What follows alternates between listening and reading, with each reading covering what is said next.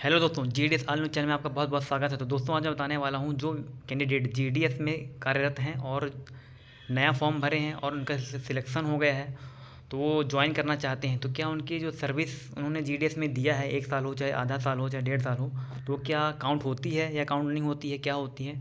तो आज इसी के बारे में वीडियो है। यदि वीडियो में नए हैं तो चैनल को सब्सक्राइब कर लीजिएगा, और यदि जुड़े हुए हैं तो ये वीडियो को एंड तक देखिएगा। तो दोस्तों, चलिए दोस्तों, शुरुआत करते हैं कि क्या क्या इसका प्रोसीजर होता है, सर्विस काउंट होती है या नहीं होती है। तो चलिए दोस्तों, शुरुआत करते हैं।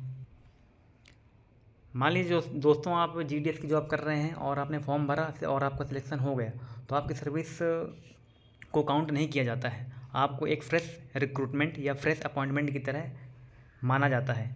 जैसे इसमें लिखा हुआ है, ग्रामीण डाक सेवक ऑनलाइन एंगेजमेंट शेड्यूल जनवरी 2026।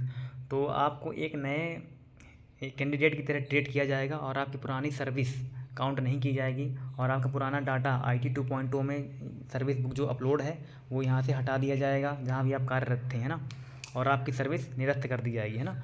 और आपको नए स्थान पर ज्वाइनिंग देने के बाद आपका नया ज्वाइनिंग चालू हो जाएगा। जैसे पेज नंबर 15 में आप देखेंगे, तो यहाँ पे यदि कोई सेवा से परमिट रिटायर है या रिमूव्ड किया गया है, तो ये सर्विस में दोबारा नहीं लिया जाता। जैसे ये लिखा है, candidate who have been dismissed या removed compulsory retirement from GDS as in the past as a major of penalty under relevant conduct rule will be barred from applying against vacancy notified.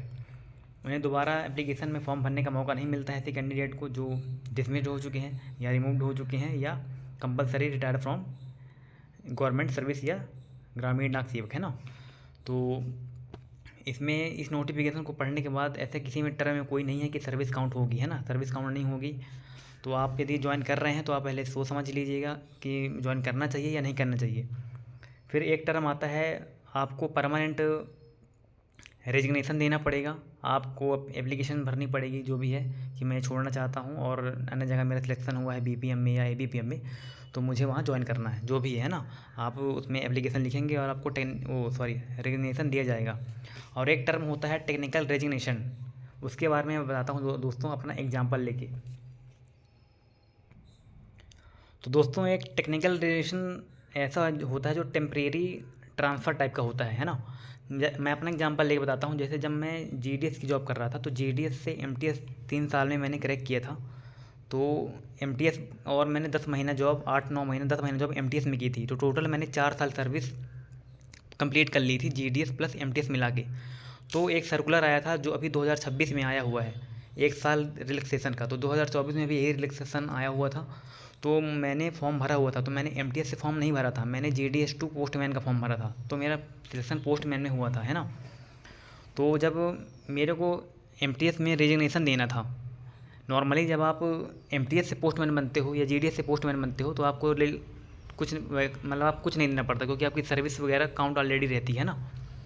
लेकिन आप जब GDS से postman बने और आपने GDS plus MTS किया हुआ था, तब आपके 4 साल हुए थे, है ना, टोटल। तो टेक्निकल रेजिग्नेशन एक ऐसा टर्म होता है कि आप उसको दे करके अपनी सर्विस ऐड रहती है। मतलब 4 साल सर्विस तब मेरी ऐड हुई और मैंने पोस्टमैन का पेपर दिया था और मेरा पोस्टमैन सिलेक्शन हुआ था और मुझे एक नया डिवीज़न अलॉट हुआ था, है ना। तो टेक्निकल रेजिग्नेशन होता है, इसमें सर्विस काउंट होती है। यदि आप रेजिग्नेशन देते हैं तो आपका परमानेंट डिस्चार्ज कर दिया जाता है, आप डिस्चार्ज हो जाएंगे और फ्रेश अपॉइंटमेंट की तरह एक नए ऑफिस में आपको ज्वाइनिंग दी जाएगी, है ना। और दोस्तों, एक मेन बात ये है कि यदि आपकी सर्विस 2 साल, 1 साल, 2.5 साल हो गई है, तो आप ज्वाइन मत करिए, क्योंकि GDS to MTS का एग्ज़ाम 3 साल में होता है। आप उसको पूरा कीजिए और MTS बनिए या पोस्टमैन बनिए। और जैसे ही मतलब जब आप 2 साल, 2.5 साल पूरा कर लेते हैं, तो आप MTS बन जाते हैं और ज़्यादा दिक्कत नहीं होती दोस्तों।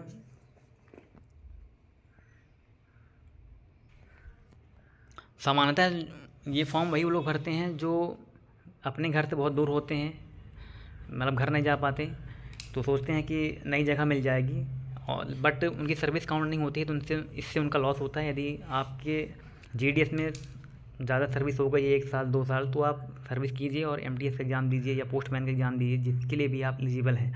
तो आप अपनी सर्विस को काउंट करते हुए अपना एग्ज़ाम दीजिए और सेंट्रल गवर्नमेंट एम्प्लॉय बनिए, ताकि समय बचे और जल्दी आप एम्प्लॉय बन जाएँ। अदरवाइज़ यदि आप इस डिपार्टमेंट में नहीं रहना चाहते हैं या कहीं और तैयारी करना चाहते हैं, दूसरे विभाग में जाना चाहते हैं, तब आप ऐसा कर सकते हैं कि आप अपने घर में रह करके, घर के निकट रह करके ये जीडीएस की जॉब कर सकते हैं और अपनी तैयारी भी चालू कर सकते हैं। तो दोस्तों, कुल मिला के जानकारी ये थी कि जो जीडीएस अन्य जगह नियुक्ति लेना चाहते हैं तो अब उनकी सर्विस काउंट नहीं होगी। तो दोस्तों, कैसे लगी ये जानकारी? यदि जानकारी अच्छी लगी हो तो चैनल को सब्सक्राइब कर लीजिएगा, और जीडीएस से रिलेटेड या पोस्टल से रिलेटेड जितनी भी जानकारी आपके लिए आएंगी मैं आपको देता रहूँगा। तब तक के धन्यवाद दोस्तों, मिलते हैं नेक्स्ट वीडियो में।